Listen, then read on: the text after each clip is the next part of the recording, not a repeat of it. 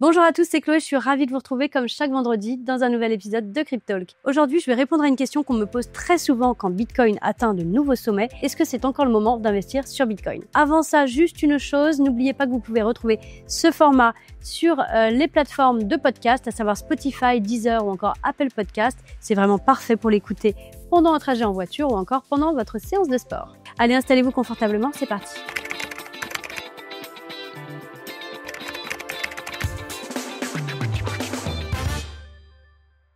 Alors avant de se demander s'il est trop tard pour investir, on va commencer par le début. Le Bitcoin, c'est quoi? Eh bien le Bitcoin, c'est la première crypto-monnaie créée en 2009 par une personne ou un groupe de personnes sous le pseudonyme de Satoshi Nakamoto. Et contrairement aux monnaies traditionnelles comme l'euro ou encore le dollar, le Bitcoin n'est pas contrôlé par une banque centrale. Il fonctionne grâce à une technologie qu'on appelle la blockchain.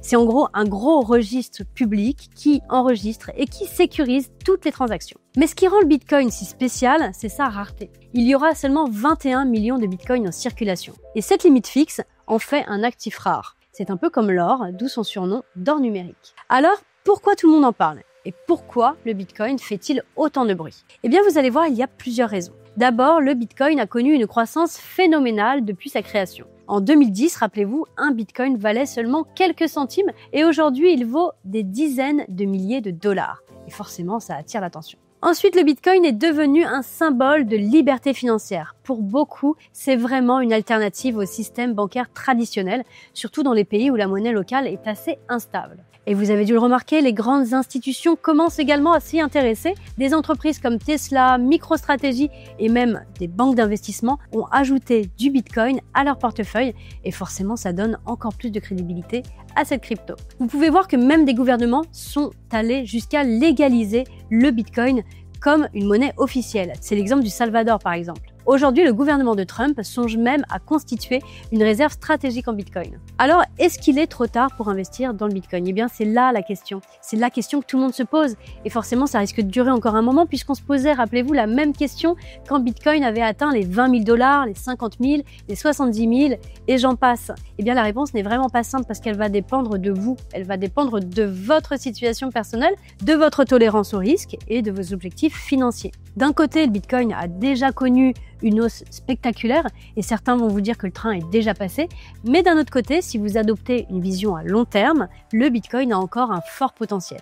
Alors pourquoi? Eh bien parce que l'adoption est encore en pleine croissance. Il y a de plus en plus de gens et d'entreprises qui utilisent le Bitcoin et le chemin est encore long avant que le Bitcoin soit aussi populaire que l'or par exemple. Alors si l'on compare les capitalisations, Bitcoin n'est qu'à 1/10 de la capitalisation de l'or. Et c'est la rareté vraiment qui joue en sa faveur. Avec seulement 21 millions de Bitcoin, la demande pourrait continuer à faire monter les prix. Aussi, il faut savoir que sur ces 21 millions de Bitcoin, de nombreux Bitcoins ont été perdus et ce à jamais. Du coup, ça va forcément réduire mécaniquement l'offre en circulation et ça va augmenter le prix. Les institutions s'y intéressent de plus en plus, ce qui pourrait stabiliser et légitimer encore plus le marché. Mais attention à bien garder en tête, investir dans le Bitcoin n'est jamais sans risque. La volatilité est énorme. Le prix peut monter très vite, mais il peut aussi chuter très brutalement. Donc, si vous avez décidé d'investir, faites-le, mais faites-le avec prudence, surtout si vous avez une vision court terme. Alors, si vous êtes débutant et que vous voulez investir dans le Bitcoin, eh bien, je vais vous donner quelques conseils pour bien commencer. Je vous en ai parlé énormément de fois dans mes podcasts, je suis désolée, je me répète, mais je vais vous parler du DCA, le Dollar Cost Averaging. Au lieu d'investir une grosse somme d'argent d'un coup, vous allez investir régulièrement de petites sommes, par exemple 50 € ou 100 €, ça dépendra de votre budget. Et ça va vous permettre de lisser les variations de prix et surtout de réduire les risques d'être impacté par une chute soudaine. Deuxième conseil, diversifiez votre portefeuille. Surtout, ne mettez pas tout votre argent dans le Bitcoin. Vous pouvez penser à inclure d'autres cryptos comme de l'Ethereum ou même des actifs traditionnels comme des actions ou des obligations. Aussi, un autre conseil, définissez un horizon temporel. Est-ce que vous allez investir sur du long terme, sur du court terme? Il faut que vous ayez une stratégie claire et surtout, il faut une chose, il faut que vous vous y teniez. Je vais maintenant prendre le temps de répondre à quelques questions relatives au Bitcoin. Il y a quelques temps sur les réseaux sociaux, on vous avait laissé l'opportunité de déposer des questions dans une FAQ. Et bien maintenant, je vais y répondre. Alors, première question, est-ce que je peux devenir riche avec le Bitcoin? Eh bien ça, c'est vraiment la question à 1 million de $. Le Bitcoin a rendu certaines personnes très riches, certes, mais surtout ceux qui ont investi très tôt. Par exemple, si vous aviez acheté 100 € de Bitcoin en 2010, vous seriez aujourd'hui millionnaire. Mais attention, ça ne veut pas dire que c'est garanti. Le Bitcoin est très volatile et beaucoup de gens ont aussi perdu beaucoup d'argent en investissant au mauvais moment. L'argent rapide, gardez bien en tête que ça n'existe pas, ou alors ça existe mais c'est très risqué. Bitcoin ne doit pas être vu comme une loterie. Voyez-le comme une innovation sur laquelle vous êtes prêt à investir avec lui sur le long terme, sinon vous risquez vite d'être déçu. Et ce qui est sûr, c'est qu'investir de manière générale est une très bonne pratique pour préserver et surtout pour faire croître votre capital à long terme par rapport à l'épargne sur des livrets par exemple. Allez, deuxième question, comment puis-je acheter du Bitcoin? Eh bien, c'est très simple. Vous allez pouvoir utiliser des plateformes françaises. Je vais citer les nôtres, bien entendu, je vais prêcher pour ma paroisse, mais vous allez pouvoir utiliser des plateformes régulées, sécurisées comme Filmining ou encore Wiggle.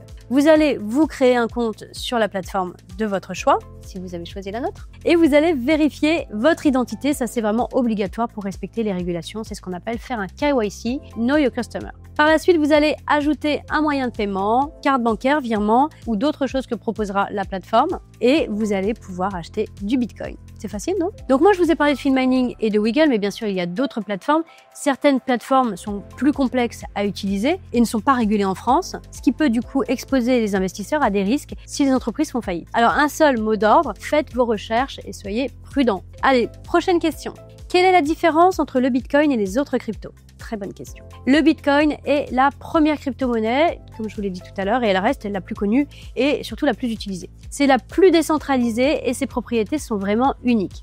Mais il faut savoir qu'il existe des milliers d'autres cryptos, comme de l'Ethereum, Solana, des stablecoins comme de l'USDC, en bref, il y en a énormément. La principale différence, c'est leur utilité. Le Bitcoin est surtout vu comme une réserve de valeur, un peu comme l'or, comme je l'ai dit tout à l'heure, tandis que d'autres cryptos ont des fonctionnalités supplémentaires, comme les contrats intelligents, ce qu'on appelle les smart contracts sur Ethereum, ou encore la réplication du dollar pour les stablecoins. Allez, question suivante, est-ce que le Bitcoin est sûr? Oui, le Bitcoin est extrêmement fiable et sécurisé, et grâce à quoi? Grâce à la blockchain, qui est presque impossible à pirater. Cependant, il y a quand même des risques liés à la façon dont vous stockez vos Bitcoins. Si vous les laissez sur une plateforme d'échange, vous êtes exposé au risque de piratage de cette plateforme. C'est pour ça qu'il est crucial de transférer vos Bitcoins vers une plateforme régulée ou vers un portefeuille sécurisé, comme un portefeuille matériel. Vous savez, les portefeuilles matériels, je vous en ai déjà parlé, c'est ce qu'on appelle des hardware wallets.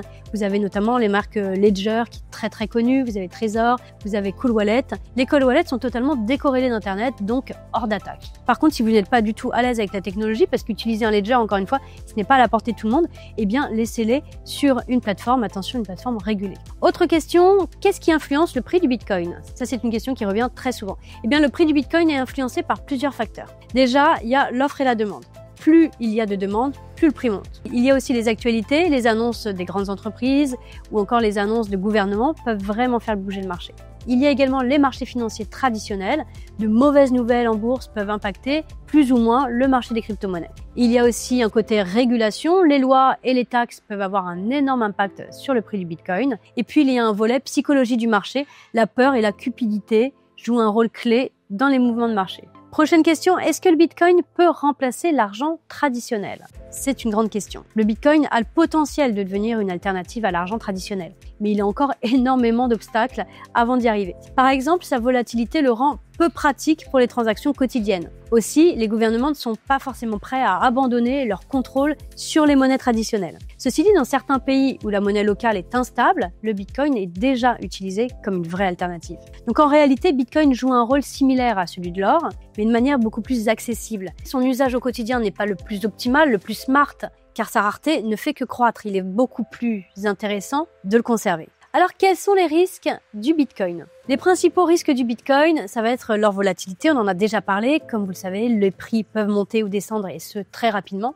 Il y a aussi la régulation, les lois peuvent changer, les lois peuvent impacter vraiment la valeur du Bitcoin. Il va y avoir également des notions de sécurité du stockage. Si vous ne protégez pas vos Bitcoins correctement, eh bien, vous risquez tout simplement de les perdre. Par exemple, en perdant votre clé privée. Allez, on continue avec une question qui porte un peu plus sur l'écologie. Est-ce que Bitcoin est écologique? C'est un sujet qui est très controversé. Le Bitcoin consomme beaucoup d'énergie pour le minage de crypto-monnaies parce que ça repose sur des ordinateurs très puissants, donc qui nécessitent de l'énergie. D'ailleurs, j'ai fait toute une vidéo à ce sujet, donc n'hésitez pas à aller l'écouter. Il faut savoir que les fermes utilisent des énergies renouvelables parce qu'elles sont beaucoup moins chères. Et si on compare son impact écologique à celui de la finance traditionnelle, au regard des bénéfices sociaux qu'il peut apporter, eh bien cet impact reste limité. Il faut savoir que depuis le début du mining, il y a eu d'énormes efforts qui ont été faits sur cette notion d'utilisation de l'énergie. Autre question, comment puis-je suivre l'actualité du Bitcoin? Alors ça, il y a énormément de façons de rester informé. Vous allez pouvoir suivre des sites spécialisés comme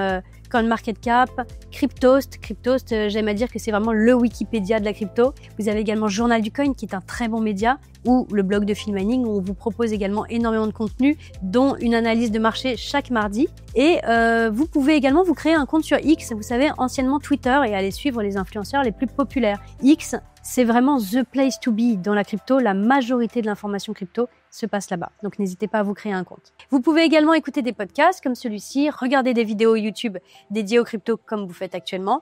Bref, vous avez énormément de choses sur la crypto à votre disposition, et ce, juste avec une connexion Internet. Voilà, ce podcast est désormais terminé. J'espère que j'ai répondu à toutes vos questions. J'espère que maintenant vous y voyez un petit peu plus clair. N'hésitez pas à liker, partager et mettre en favori si vous êtes sur une plateforme de streaming. Et puis moi, je vous retrouve la semaine prochaine avec un nouveau sujet. En attendant, prenez soin de vous. Ciao, ciao.